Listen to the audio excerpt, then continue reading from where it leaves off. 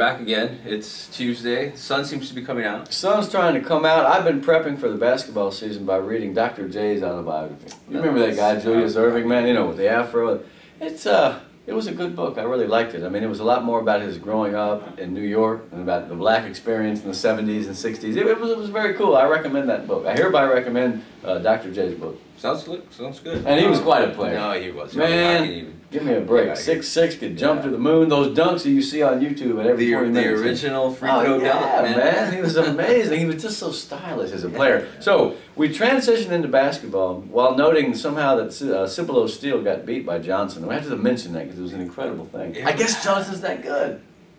Like, my buddies and I are doing a pool, and I'm just glad I don't have Johnson. Let me tell you about it like that. But yeah, you know, they got beat. And in another Texas football news, with the breaking world of social media and everything, Mac Brown might be out of his way. Is that right?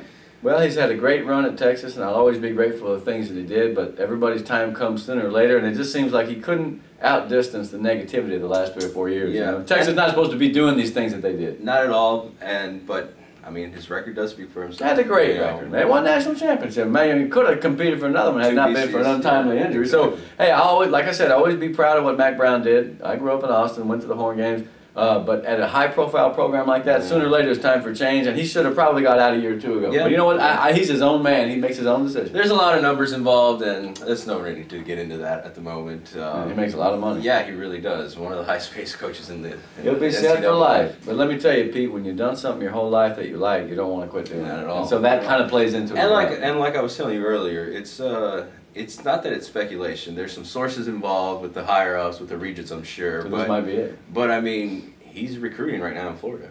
And he better, because even if he does retire, he don't want to leave the other cat with nothing. So he needs to act like, until such time as he is not the coach, he needs to move forward as if he is the coach. So that's a good lick for Texas, because then what happens if he leaves and all of a sudden it's like, nobody wants to go there. Who do we get? Yeah. Unless they find out who they get. But February is, I'd say the next couple of weeks is the time table, because you also don't want to practice for a bowl game.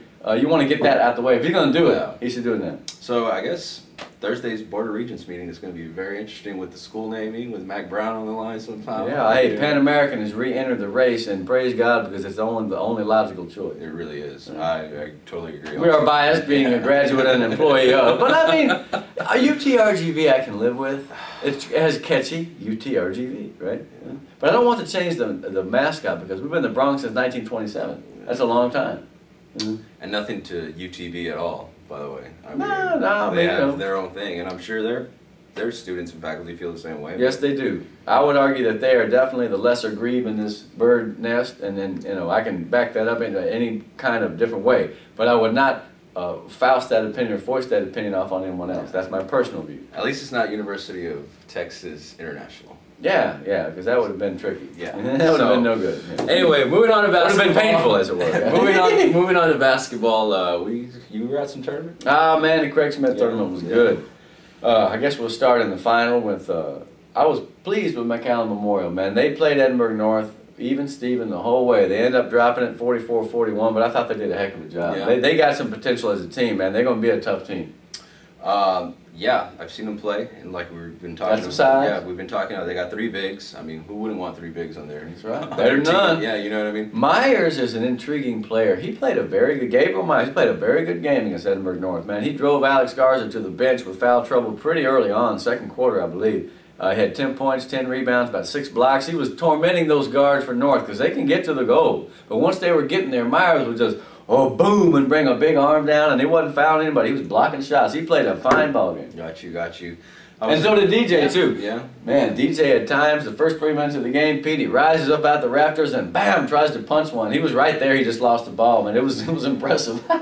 I tell you what is impressive right now, and it's Chris Gatling. I mean, I know we're moving on to. That's all right. We're moving in and out of these teams, but we're talking about jams. I mean, he's been jamming it. I mean, and he gets to the rim. You know, he makes the plays. Wow, what about 6'6" now? Yeah, maybe 6'4" and a half, 6'5". Yeah, I mean, and he's not stingy either. I mean, everybody's getting their time and their numbers. I mean, they are the Valley's team to beat. They are the Valley's team to beat. So now back to Memorial.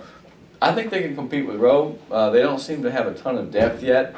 Talamantes does a good job, number 1. Cervantes, I thought, here's a guy who he doesn't look like much physically, but man, he was getting to the goal. He was making some little runners. I mean, he's a sneaky type of player because you don't account for him because he's like that little skinny cat, but he can play. He's going to come into his own by the end of the district run, I believe. That's a solid 5 right there. That's a solid start. Now, who is going to be off the bench? Jonathan Sanchez, I saw, he has such physical potential. I mean, he's a huge guy, absolutely longest arms in the world. He can't quite figure out how to play yet, you know, where to play and what to do, but when he does, man, he'll be an asset to that team because physically, he's dominant, man. He's huge. Yeah.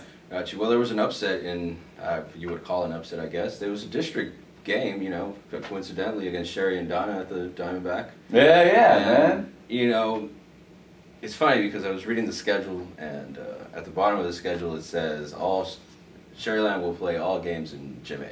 Yeah. Which is their main gym. Right, yeah. Which is the red thing. It's a good place to shoot. I like it. A lot of room in foul territory. So, you would think they were going to get it, man, but George Garcia for Donna. That guy's tough, man. He put on a show. He's a scorer, man. Donna's got some scores. He put a really good show, which leads to our next point. I mean, how is Edinburgh North going to contain him? I don't know. Well, they have good guard play defensively, but you know, a guy like that, you got to run him to a sidelines. You got to run him to a teammate. In other words, if you think he's going to score 30-something points, then you got to kind of get on him before he gets to the goal, man. So I can't wait to see what they come up with. They come out that zone and play some man. Donna at home tonight. That should be a good game. Yeah, I think it is. North, yeah. I think it is. North did not play its best game in the Craig Smith final, and it won. And that is a mark of a good team. You know, they didn't shoot the ball well early on, but boy, when it counted, Brian Beltran knocked down a huge 3. Then he was playing defense and got a steal. I mean, those guys, they'll find a way to win the game. The guy that's impressing me is Jonathan Ramos, 15. Man, I saw him in the summer. He's a big kid. All the coaches were talking about him the whole tournament because they know about the Beltrans. The twins are tough. But this guy, Ramos, man, I mean, he's physically pretty strong. He can jump to the moon. He's got strong hands. If he plays under control, then he's capable of scoring 18 or 20 a game with about 10 or 12 rebounds. And he can pass the ball, too. He makes these no-look passes. That's a great passing team. Yeah. From Alex down to the guards. North is a fine passing team. So eventually, if they just settle down and play and the defense gets them extra possessions, they're going to beat almost everybody, I think. I really do. Nice. Who else do we got tonight? Well, let's see. Vela and EHS. Vela and EHS, I mean, there you go. The Bobcats have started to turn it around a little bit. I mean, you know, make no mistake about it. They're right now struggling for an identity. I mean, you know, they're not quite sure who's doing what to whom. But they've been putting some numbers up. The last 3 or 4 games, they started to come together a little bit. They had a rough run of it. I think they lost 7 in a row at one point. I think it was just a matter of time with Coach Dec, though. Well, you know, the thing is, he's now finding out through iterations of games who can do what, right? So you thought this guy was a scorer, he's not a scorer. You thought this guy was a rebounder, well, yes, he is, but only at the 4. You know, so I mean, he didn't know any of these guys very well, and they didn't know him. So they'll be a thorn in people's side. Are they going to be a district champ? I doubt it. But there's a lot of kids on that team that are learning how to play, and so they're going to get better. Now, against Vela, it's going to be tough, man. Although Vela was tripped up by Memorial in the tournament. They looked great early on. They scored 100 points in the game. And 86 before that against Wesco. Vela potentially is one of the best teams in the district, but it too is still finding an identity, how to be a winning team. Because last year it was not, it won 8 games. This year people expect them to make the playoffs, I think. I think Lalo expects to make the playoffs. Their goal is to find out how to be a winning team, which means what do you do at the end of quarters, at the end of halves, okay? One of the reasons why Edinburgh was such a great program for so long is that, you know, they had great players, but they always finished well. Their guards would get the ball with 30 seconds and not throw up some stupid shot. Yeah. They'd keep the ball, they'd run a play, and if that didn't work, they'd run another one, and they'd get to the foul line, or they'd make a shot. I don't know how many times I can tell you I saw one of either Philo's or Cuellar's teams make the right play at the end. And right now, that's something that Vela is still learning how to do. But I'll tell you what, man, they go 8 or 10 deep at least, sometimes 12, and I can't wait to see how they do in district. I think they're going to do pretty well. Well, you're going to see tonight. Yeah, indeed I will. Yeah, double headers, yeah, right? Yeah. So Vela's in. They kind of meet as soon as they play La Jolla. La Jolla is not the world's greatest team either in boys or girls, so the Jags need to take care of business on both ends. The Economy's boys made it to the 3rd place game of that Craig Smith tournament. And again, I'll say it again, my opinion of that team is physically dominant and impressive. Can they play smart? And can they make their free throws? Because they got to the line a ton the last 3 or 4 games. Against Sheridan, they got to the line 43 times. Yeah. Nah, and they got their butt beat. But I mean, they're big and strong, and they just keep coming. If they get any kind of guard play and outside shooting, then they could be a force in the race. I really feel that they could. Nice, nice. Well, Sherry and Lincoln Wattis. Sherry and Lincoln Wattis. Lincoln's, you mean boy? We're still on boys. We're still on the boys. Yeah. Lincoln's not bad. Not at all. No, they're competitive. Sherry needs to bounce back. They're kind of in a rut right now. Yeah. And I think they will actually. they need to get the ball down to the bottom. I mean, I really that, don't see the problem. I mean, those kids are big down there. You know, Del Toro and Del Garza, New York, as he likes to be called. Yeah, that's right. Yeah, feed them the ball. Yeah, I mean, if you feed them the ball, I think they can make some sort of run at this. You know. You hope that when you feed the ball into the post, if the shot's not there, then the centers or the posts, as they call it, will be alert enough to pass it back out for a kick out for a three, because that's a pretty good little inside out game. You know. You know, and they full court press you. I mean, they're good. I mean, I just don't see.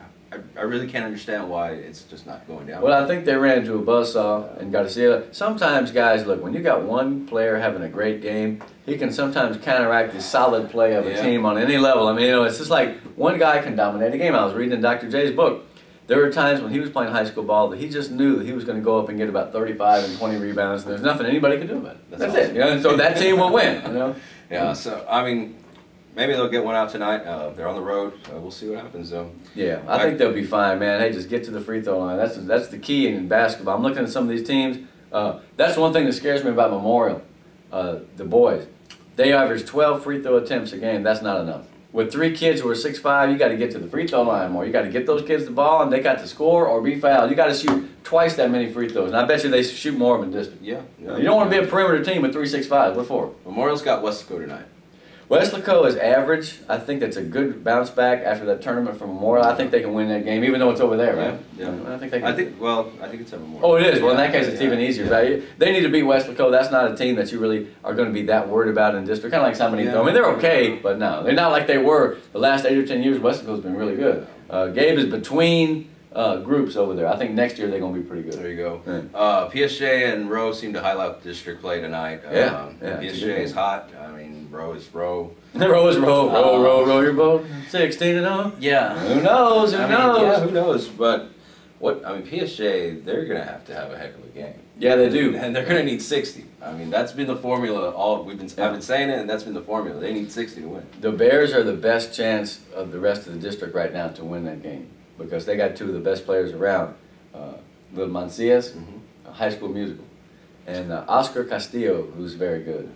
They haven't had as many other guys step up, and against Rowe, man, not only do you have to defend each person, but man, I mean, it's just every guy can do good stuff. Yeah. And PSJ right now is playing with some guys in the lineup who work hard and hustle, but they're not that good of players. So they're definitely, I'd say they're a 10, 12-point underdog. Yeah. And so, hey, man, but this is their chance. If they want to be that second team or if they want to entertain hopes of winning district, they got to play Rowe hard and maybe beat them. Yeah, maybe it'll go down tonight. I don't know. Honestly, I'm sorry to anybody out there, but I don't see it happening. Well, hey, but I'm down to watch a good game. Man. That's right. What it's going to be. So it's a reasonable assessment to believe that Rowe is the best team in the valley. That's what the pundits say. I agree. Will they have an off game occasionally? Here's the thing: if you're Rowe, you almost want to have about 6 or 7 PSGA games, okay? Because you don't want to go and beat a team 80-20 or 70-40. You need some work, man. You need some practice. You really do, and that's one of the things Coach Yoda has been talking about. When I talk to him, that it's kind of hard to keep the intensity up in the fourth. I mean, they've already got a 30-point lead. Yeah. To some games, You know what happens over a long period of time? A team that's going to be successful in this situation needs to start working on individual things that don't show up in the scorebook. Yeah. Okay, guys, we're going to take 5 charges today. We're going to do this. We want 5 touches of possession. You start fine-tuning things that you do. Almost you're not worried about the other team. You know you're going to beat them. So they'll find little games to play, little goals to make, things that they talk about that we may not talk about right on the surface in the media. But a good coach over a long period of time, and Jose is that, will find ways to teach and guide the team even when they're just not being challenged. Sure. Yeah. And that's not tonight. They're going to be challenged, I predict. We'll see what happens. For a while. Yeah. let's stay in this district here and move on to the girls. Okay. Mackay is having a good run. I was able to watch them last week on Tuesday. They played Rowe. I mean, they took Rowe down. They handled their business. Savannah Weaver, she's pretty good player. She's a really good player. She had 15 against them. She had 11 on Friday, against Memorial. And for a team that's only scoring about 30, that's a big time thing. That's like 15 or 18 on a team that scores a lot. That's the thing that concerns me about the girls teams in your towns. They don't score a lot. Yeah. So far. Now Mackay's got PSJ North tonight. Now, P.A. State North is a team that put 61 on the board the other night. They may be 1 and 2 in district, but they still got some shooters. They go wild, man. Sometimes the Lady Raiders, they'll just throw things up and they'll start going in, and shoom, there they go. They scored 60 like 5 times this year. Yeah, so but they've also gotten beat by some average teams, so I think that is a winnable game. I think so also. I think that's the best. That's the highlight for the. It's all about the pace, man. Mac High want to keep it in the 30s, and North wants to get into the 50s. Yeah. What team will exert its will? That's what we'll always ask. And defense. I mean, Mac High keeps it there because of their defense. They play good defense. Well, you know, here's the thing about a low-scoring team. As long as you're playing good defense, you don't care because you only got to win by 1. Yeah. What happens, though, is that if you don't have that many opportunities to score, if you're not scoring a lot, then each possession becomes more important. So you have to be precision. I mean, you know, if you're going to run time off the clock or shoot a low percentage, then you have to find some point in time to get some points. Sure. It's not like when you're scoring 50 or 60 and you just worry about it later. I mean, when you're 30, then it's harder to keep the team in the 30s. Yeah. But pace will do it. It's been working, it's been working for their favor, so I'd say keep doing what they're doing. Yeah. You know what I mean? So we got Vela EHS over in town, and that's on the girls' side. This is a potentially intriguing game. Edinburgh is 2-1. Vela is 2-1. Vela was surprised by Economides by 14. What a win that was for the Jags. EHS competed against North. That 14-point finale, the score is not indicative. It was relatively more close than that. So EHS's problem is, like the McAllen schools, it don't score a lot. Yeah. That team is not putting the ball in the basket that much. They're taking their time. They're precise, but you know they haven't had a good shooting percentage. In fact, I'm looking at some of these percentages in town. North is only shooting 29% in the girls, but you know what? They're the best offensive rebounding team around. They got some big kids, and they just get to the board. They may go 1 for 5 on a possession, but the fifth is a layup for 2. So I mean, if that's deceiving. They play who? They play Donna, and North and Donna is a good game too. But first, back to Vela and EHS. They haven't figured out with Vela yet where the ball goes. Sure. Okay, and when they do, that team is potentially the best in the district. I predict if they get their act together and kind of get a more of a rhythm going on who's going to pass to whom, then they will win the district. I predict. Of course, I'm not supposed to make predictions. Yeah. I'm just generally not my style. I'm just saying that they can. Yeah, sure. So the Jags, they're going to rebound off a week that they had last week. It was the last 10 days they've gotten to see the 3 so-called best teams in the district. They went to overtime with North, lost by 2. They won a ball game, then they turned around and played Sherryland and lost by 7.